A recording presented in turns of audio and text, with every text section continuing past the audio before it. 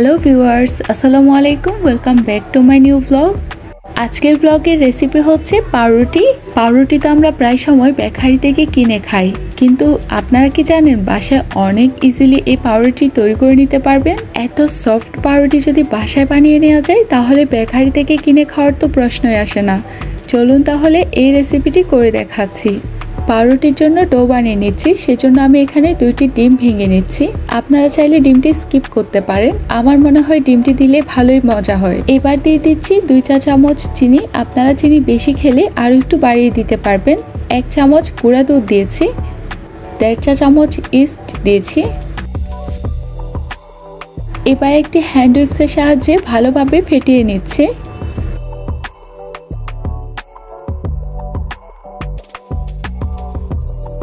এই পর্যায়ে দিয়ে দিব কুসুম গরম পানি। আরও একটু হ্যান্ড উইক্সের সাহায্যে মিক্স করে নিচ্ছি। তারপর দিয়ে দিচ্ছি 1 কাপ ময়দা, আপনারা চাইলে আটাও দিয়ে দিতে পারবেন। এবার আমি হাত দিয়ে মথে একটি সফট ডো বানিয়ে নিচ্ছি। তার আগে 1 চা চামচ লবণ দিয়েছি, পরিমাণ মতো তেল দিয়েছি। এখানে লবণটা পরে দিয়েছি কারণ ইস্টের সাথে লবণ পড়লে ইস্টটা অ্যাক্টিভ হতে চায় না, এজন্য। এই পর্যায়ে হাত দিয়ে মথে একদম সফট একটা ডো বানিয়ে নিব।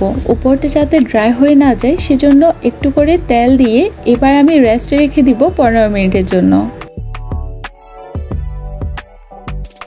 15 মিনিট পর দেখতেই পাচ্ছেন ডোটি ফুলে একদম ডাবল হয়ে গেছে।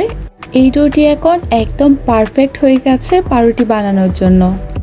এবার আমি আরেকটু হাত দিয়ে মথে নেব যাতে করে ভেতরে যে বাতাস ঢুকেছে সেটি বের হয়ে যায়।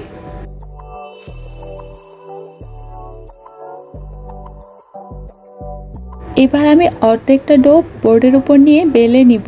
আমি 2টি ছোট ছোট পাউরুটি তৈরি করব, সেজন্য হাফ নিয়েছি। এভাবে লম্বা আকৃতি করে বেলে নেবেন। এ পর্যায়ে একটু খেয়াল করবেন, প্রথম দিকটা একটু মচড়িয়ে পুরাটা আমি এভাবে রোল করে ফোল্ড করে নিচ্ছি।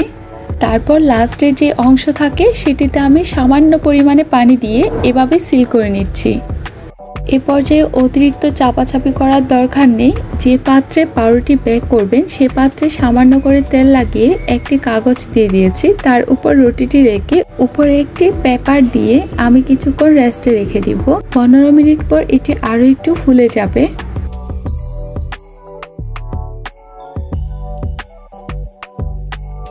ফিরে এলাম 15 মিনিট পর। দেখতেই পাচ্ছেন রুটিটি আরও একটু করে ফুলে গেছে। এখন এটি আমি বেক করে নিব। পর্যায়ে একটি ডিমের কুসুম আমি ফেটিয়ে নিয়েছি, একটি ব্রাশের সাহায্যে উপর দিয়ে লাগিয়ে নিব।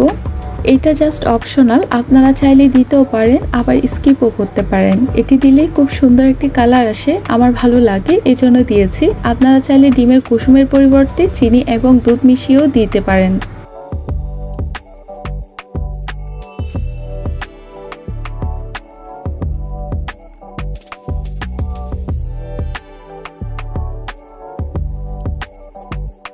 এখানে আমি আগে থেকে একটি হাঁড়ি প্রিহিট করতে দিয়েছি।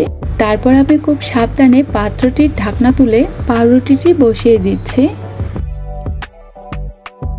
এই পর্যায়ে ঢাকনাটি দিয়ে চুলার জাল একদম লো হিটে রেখে 25 মিনিট বেক করে নিব। 25 মিনিট পর দেখতে পাচ্ছেন রুটিটি কতটা সুন্দরভাবে হয়ে গেছে।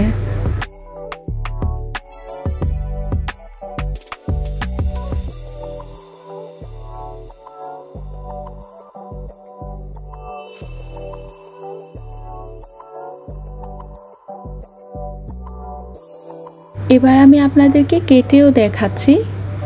সেম ডো থেকে আমার কিন্তু এরকম সাইজের 2টি পাউরুটি হয়েছে। আপনাদের ইচ্ছে হলে বড় সাইজের একটি পাউরুটি বানিয়ে নিতে পারবেন। আশা করছি দেখতেই পাচ্ছেন ভেতরটা কতটা সুন্দর হয়েছে। এই পাউরুটি কিন্তু অনেক সফট হয়, খেতে কিন্তু অনেক মজা, একদম বেকারির মতোই হয়েছে। আমার এই পাউরুটি রেসিপি যদি আপনাদের ভালো লেগে থাকে তাহলে অবশ্যই আমার চ্যানেলটি সাবস্ক্রাইব করে দিবেন। তারপর আমার ভিডিওতে একটি লাইক করে দিবেন। আজকের মতো এখানেই বিদায় নিচ্ছি। ভালো থাকবেন, সুস্থ থাকবেন। আল্লাহ হাফেজ।